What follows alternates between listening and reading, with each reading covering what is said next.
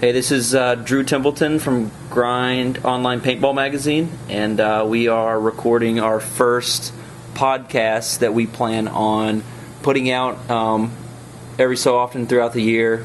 This one, I've got Nick Slowiak from Chicago Aftershock with me, and we're going to talk a little bit about the first of the year, Texas, Huntington Beach, and then the Chicago NPPL that's coming up.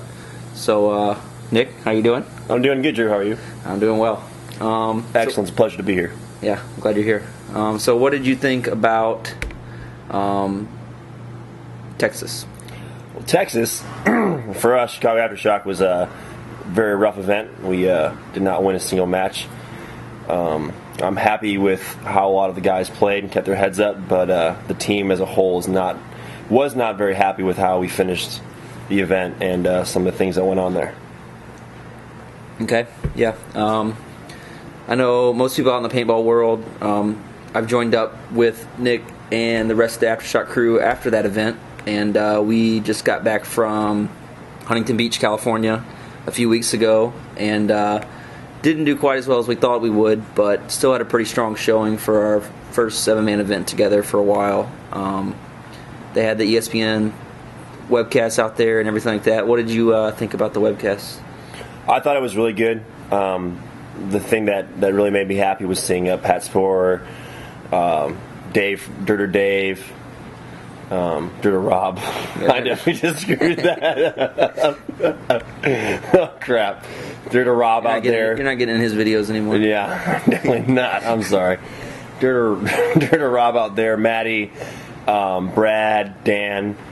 The paintball guys that have been around the scene for a long time doing that, because they definitely know what to look for, and they've definitely made our sport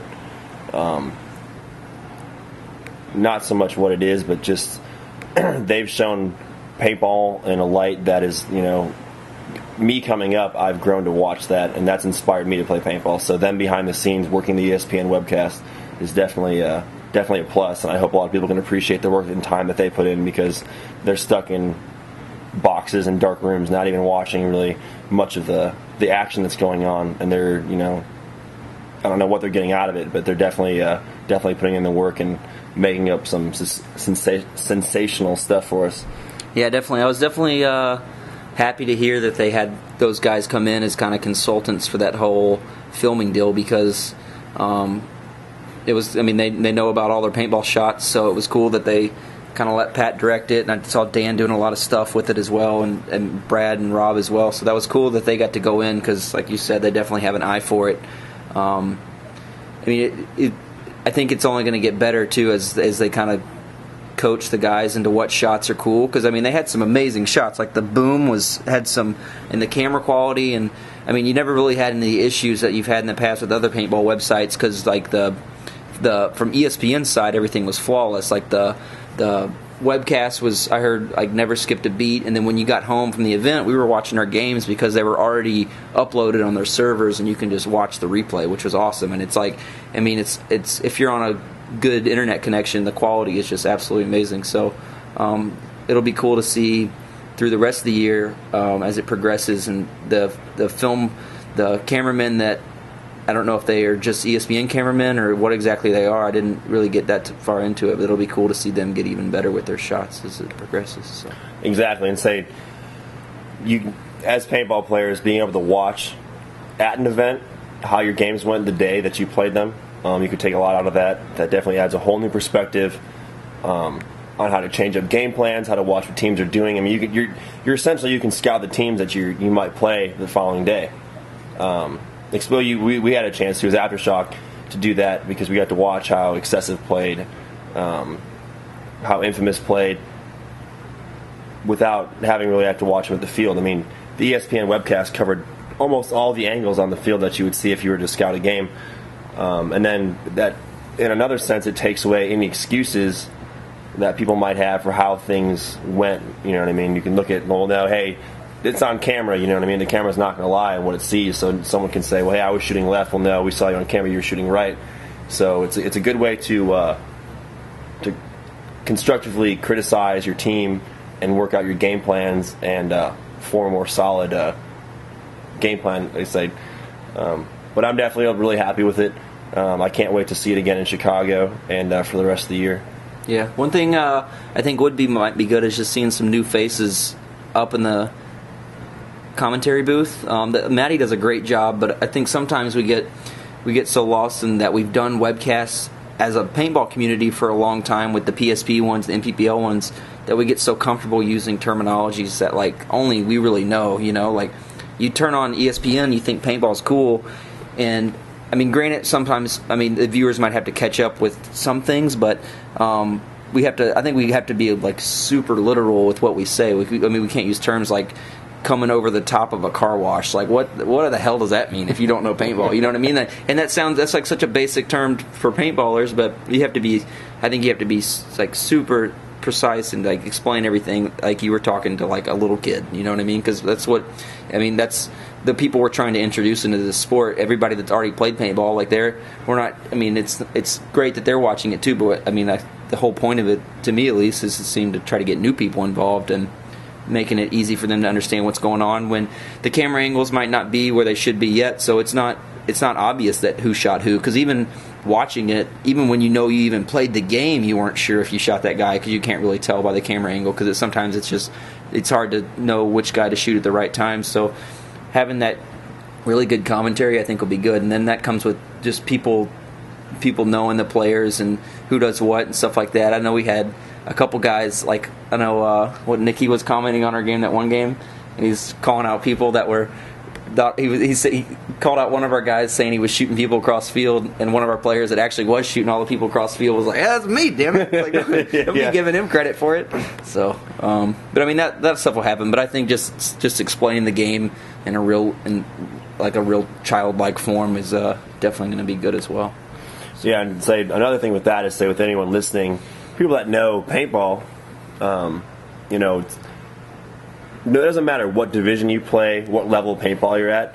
I mean, we're all the same in one sense because we all love this sport and we all play it every weekend.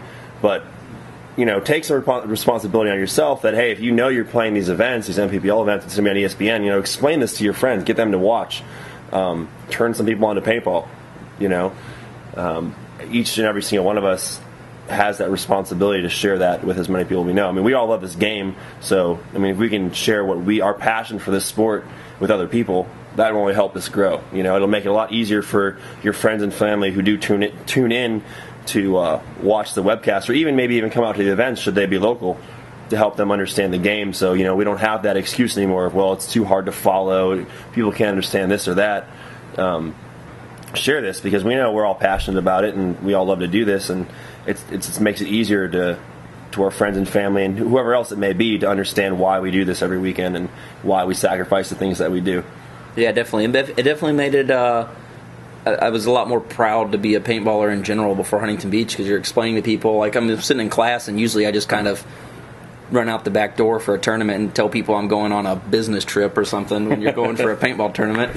But this time, you felt it's like, yeah, check us out. We'll be on ESPN3.com, and it makes you feel like you're more of a sport. So spread the word and get as many people on there, because as far as I know, I think that's it depends a lot on ESPN's involvement in the future. Is just how they're a business, so they want to see the hits come in from all the people watching the tournament. So I heard it did very well in Huntington Beach, so if it continues to do well, who knows what will happen. So it'll be cool. Definitely. So what do you think about just the tournament in general? Like what teams caught your eye, what players caught your eye, any in particular things that you thought were different, or same from last year, different from last year, stuff like that? Well, going into the NPPL, Aftershock hasn't really participated that much. In 2008 we played, and we were off for 3 years up until now. So I'd say going into that event, we weren't too worried about how other teams were going to do. We were more focused on what we were going to do. Let's not worry about the other teams. We'll scout the teams we have to play. Let's practice as much as possible. We got a great practice in against Infamous at Camp Pendleton. I'd like to say thanks to those guys for showing up and putting up with us because we were a little late. But once the event got going, you could see that some of the teams that had done well in the year before, Tampa Bay Damage, they were on point. Excessive was doing pretty well. Say they got second in the event, so clearly I can say that. Were you surprised that Damage didn't make the cut? Because they're a real strong team, and I know they didn't have this exact same roster from last year, but I mean they look pretty good at practice, and they seem to, even though I definitely think X-Balls are stronger suit. I mean they won a 7-man event last year, and they're a good team, so it doesn't matter what format you're playing if you're a good team. So I was real surprised to see them not make the cut. Yes, I was pretty surprised as well. With that, there were some, with the way the format was and the breakdown of how scoring went with the best 2 out of 3 playing only 3 other teams. I know there was some issue with that, and the NPPL has changed the format back to what it used to be, where you're going to play your two groups of 8. I think with the best 2 of 3, that may have hurt some teams. Instead of going out and just playing super aggressive against some games, and I can't speak for all teams, but that definitely made people change the way they play. They go out, play the first game, maybe win. They played really aggressive, and then they get in their heads, hey, let's play defensive, make them come to us. Every team's different. So are the players. I think that kind of altered some things. But back to Tampa Bay. I mean, they're a great team. They've got some great players, very fantastic players, and just waiting to see how they do this next event. And that same goes for a lot of other teams. I mean, Blast last year was pretty good. They had a rough event. Arsenal making it on to Sunday didn't do very well. But almost everyone in the pro division, those teams are they're top-notch teams, and they've got all those guys out there want it just as bad as anybody else. And I don't want to say the big surprise is, hey, Dynasty came out on top. They got 3 tournaments in their in their knapsack with them right now. They've bagged all 3 of them. So they're definitely the team to beat, no matter where you play them at. And watching them, I was really impressed. But I think this next event, with the way the format's been changed for the 2 brackets of 8, I think Chicago will be a surprise. Not to say that the teams that most people think will definitely be on top won't be there, but I definitely think it's anybody's game. And even that, going back to the PSP. You can expect some of the top teams, like the Russians Dynasty, to be up there, but I think it's going to be just a guessing game at who might do well. It's anybody's game right now. Yeah, definitely. The playing field's a lot more level because the players in general are becoming they haven't really hit a plateau, but the skill level.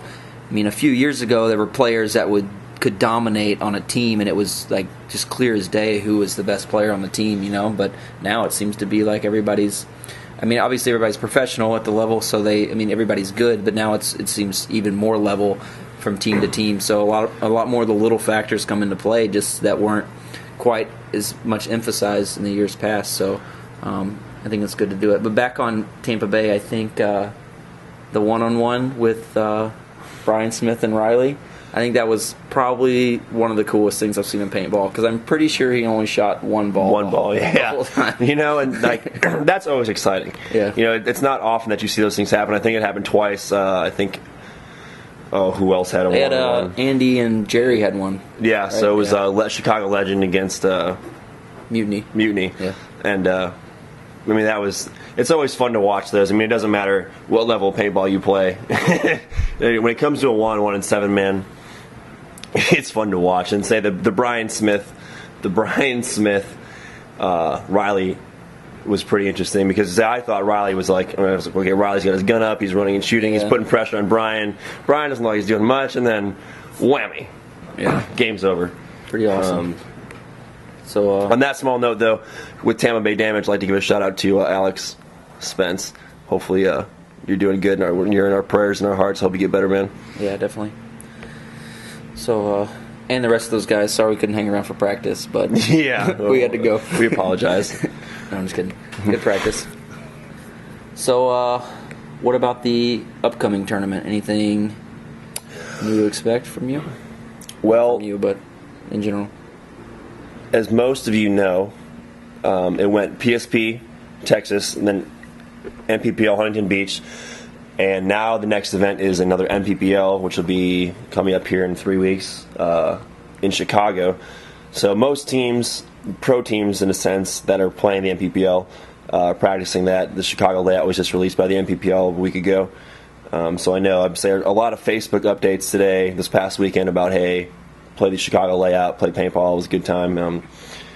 Aftershocks in the same boat, we have to focus on one league at a time, one event at a time, and especially now with the layouts being released in the PSP the weekend before, we had and the layout for the NPPL coming out a month ahead of time. In a sense, we have to really focus on those chances we can get on these weekends to really focus on the game breakouts and the plans for the NPPL. So yeah, definitely. I'm glad that Aftershock is playing both leagues too, because I think now, especially this year, with the X-Ball field being bigger, it's almost like playing the same thing the whole year, just with 5 people or 7 people. And in a sense, I've always kind of thought that even if you're X-Ball or 7-man, you're still playing the same game. Like, people say you play slower in 7-man. It's like you're playing, if you have an aggressive move to shoot people, you take it in X-Ball, you take it in 7-man. It's not like people aren't shooting their guns or aren't doing the same things in both leagues. But this year, with the field being the same size, I feel like teams that play both leagues and kind of have the same squad for both tournaments, I think I expect them to do well this year, because they get a lot of that team chemistry down. And then communication is so much bigger in X-Ball this year. There's no coaching on the Dorito side, and we saw that. That take its toll a lot in Texas, and I think with those big fields, it's definitely changed the game a lot. It's just communication's a lot bigger factor, so it's kind of going back to the basics, which I think is I'm glad we're playing both leagues for that reason. So yeah, so going back to the basics is the best way to put it. Your communication in paintball is huge, and in X-Ball you've seen, me looking at it, and I'm sure a lot of the older guys looking at it. The younger generation of paintball players is, I reffed a tournament today watching people dive into the snake, playing, a race 2 format, and they just look at the sidelines for a coach to tell them what to do. In our day, you have to walk the field, you have to know your shots. You relied on yourself and the guy behind you and the guy, your teammates to tell you where things were, So playing 7-man is definitely, for our team, has brought us back to the basics where, hey, if you don't communicate, you're dead. You're useless. If you don't, and it's not so much yelling. It's not yelling positions. It's not yelling, G1, shock 1, back left, back right, back center, whatever codes you may have. It's communicating. It's yelling. Hey, I have to yell, hey, Drew, shock 1, back left. Okay, and I have to say that until he hears me and he acknowledges me. And that communication has to go from one side of the field to the other side and back, like a ripple effect.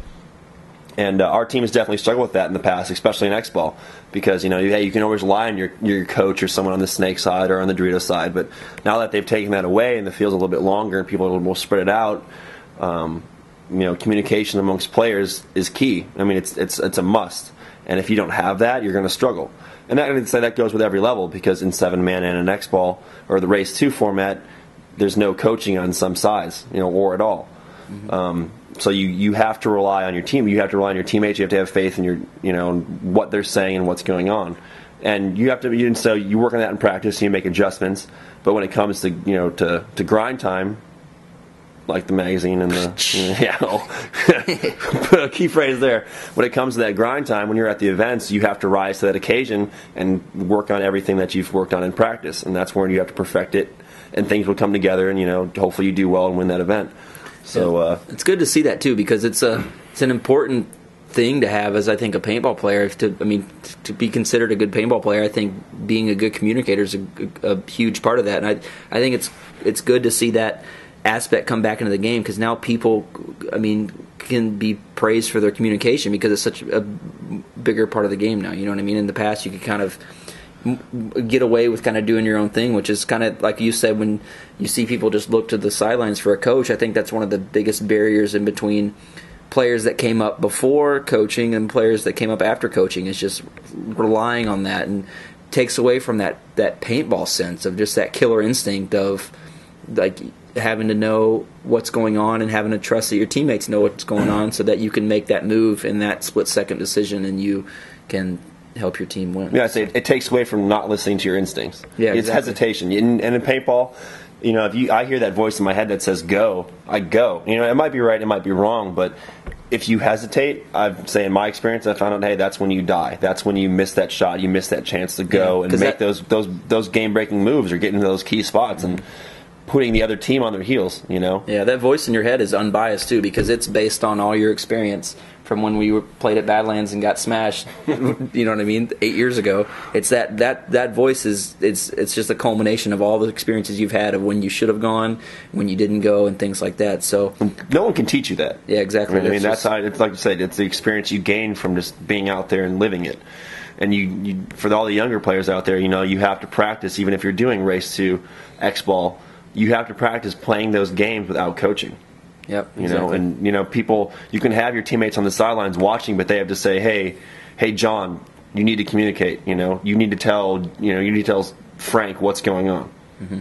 That has to happen, and that as much as it sucks, that will make you a better player in the long run. That will make you succeed at paintball, and it's not going to be easy. It's going to be hard, but you have to put the time in, and you have to do it.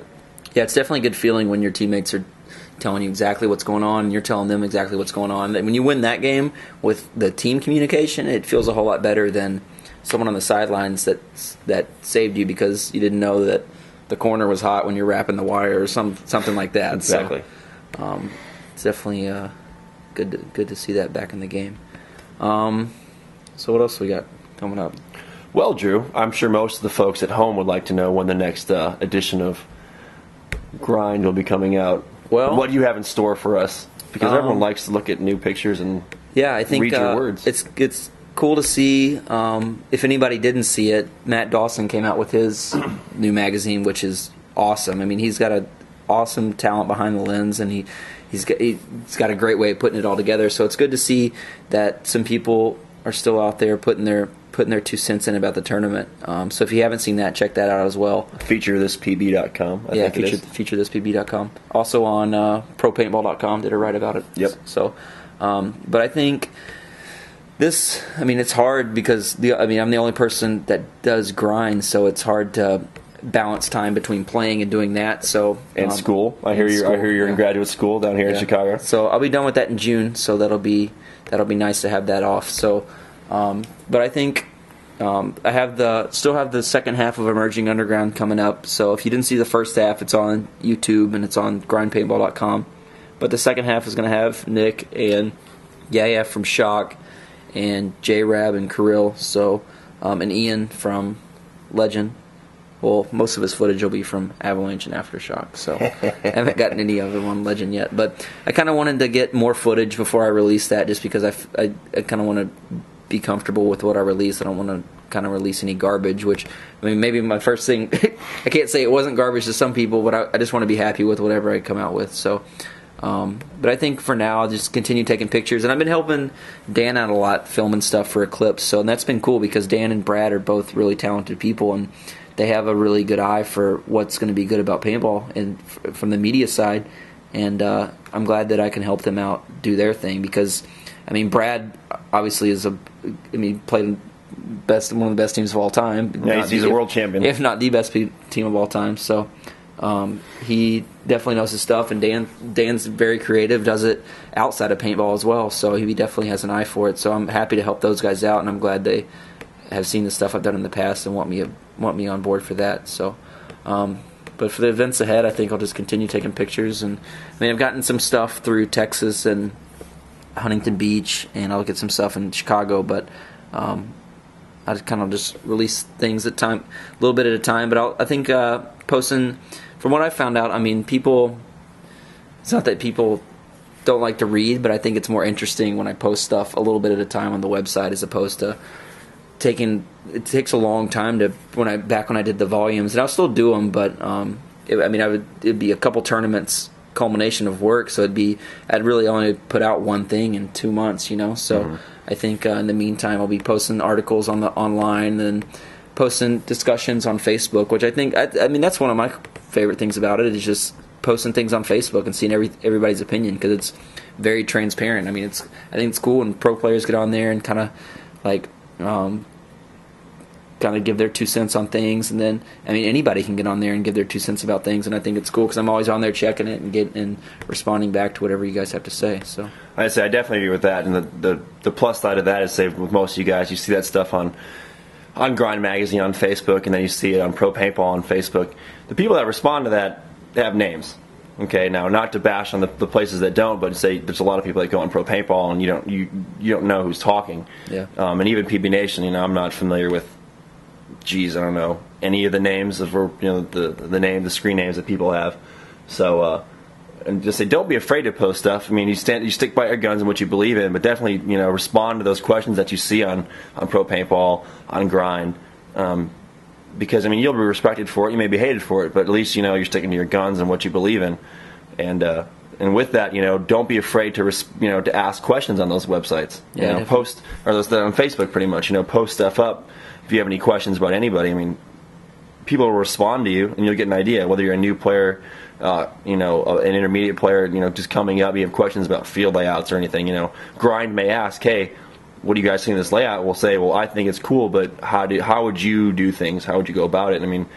Grind Paintball is Drew Templeton, and Drew Templeton is a world-class pro paintball player. So, he can respond to you, with a private message via himself, or he can, write something from Grind there. People need to, I'd say definitely younger players and up-and-coming players need to definitely exploit these sources that you have. Even putting it on pro paintball, people will respond to you. You can hit me up on Facebook any way you want to, and I'll respond to you, or on PB Nation, and post up in the Aftershock thread. I think that's one thing. Make use of those resources. Yeah, it's great. It's a great thing about paintball because you've got all these kids that start playing paintball and they add all these pro players on Facebook, and I love it when kids ask you questions about what they need to do to get better because. It seems like when I first started playing, Facebook wasn't around. I'm not that old, but Facebook's not that old either. So, yeah. It's just you didn't really How have. old are we? Yeah, right. So you didn't really have a chance to ask pro players what to do better. You had the chance when you had 800 lumps on your head. Yeah, I was scared because Aftershock would. Yeah, I was scared. Of Aftershock. They kind of painted a pretty clear picture for you when you practiced them, but. You didn't really get the chance to practice them that much. If you're a beginner team, so it's cool to. You have such great resources out there to add all these players and learn new things because all of them are glad to give you their 2 cents on whatever's out there. So that's definitely at all of the new players' advantages to become good very quickly. Yeah, I'd say if you're not ready to ask those questions, okay, go out to your local paintball store. However you like to purchase paintball equipment, but I'd say go to your local store field and find, or to say even YouTube, find a paintball video. Okay, Dirter Rob is coming out with he's going to be coming out with a brand new DVD coming up soon. I'm pretty sure on the Chicago Open for PSP or maybe in the NPPL. Find a monkey with the gun video. Find a grind video. Find some of the videos that are put up by HK. So anyway, they feature crazy music, but they also feature pro paintball players and other players doing things. And I'm going to say the one thing I used to do is I watched Push on a VHS because it wasn't on DVD over and over again with my teammates until we couldn't watch it anymore and just watching pro players and trying to mimic them. Yep. So if you're not ready to ask those questions, find some paintball videos, some old monkey with a gun, some serial killer videos that feature the top pro players currently and past, and watch how they play paintball. Don't look at it, oh, that looks cool, that was a cool move, but hey, why did he make that move? You might not see everything fully because it's it's through the lens, but the guys that made those videos know what they're doing. And you can learn a lot of things from watching that. And then, back to it, just ask questions on online or at tournaments. You have a chance to go to a national tournament, NPPL, PSP, Millennium, anything. Find a pro player, anyone, and ask them questions. People will not be afraid to answer you. Yeah, definitely. I definitely, back in the day, I think I watched Trauma Head after school probably every single day, watched tournaments. So yep. It's definitely a good way to learn if you can't really get to the tournaments. Because I played for a long time before I even went to a national event. So it's not like everybody just gets into paintball and starts getting national tournament level experience right off the bat, So there's tons of resources out there to learn stuff, and asking all the questions to all the pros that are glad to help is out there. So, but yeah, I'd say with this even if you have any, let's say for the next podcast that comes out, think about questions you can ask. Drew will be posting those up on Grind. If you have questions or things that whoever Drew decides to feature on the next podcast, questions you might have for pro players or any type of situation you can post up, and there can be a question and answer section. Yeah, definitely. And if you haven't, if you're not already a fan, it's just facebook.com/grindpaintball, which is Grind Paintball is pretty across the board for everything. We have a YouTube channel, and then grindpaintball.com, so you can find all your stuff there for getting connected for this kind of stuff. So that just about wraps it up for us here at Grind Paintball's headquarters, downtown Chicago. Headquarters, a.k.a. my apartment. So thanks for tuning in. If you got any more questions, feel free to email me or Nick. Catch us on Facebook or Grind's Facebook or whatever you got. So and please stay tuned. I hope you guys can take something out of this, and it gets your mind cranking, and you get the gears turning. And again, anything you can think of, hit us up on it. Stay tuned to Grind for some more up and coming awesome things, and as well as the rest of the paintball community for whatever else may be coming in the future. I mean, PSP Chicago and NPPL Chicago, first off, we'll say those are coming up pretty soon, and there's going to be some awesome action coming from that. So stay tuned for a follow-up from Grind. Cool. See you guys.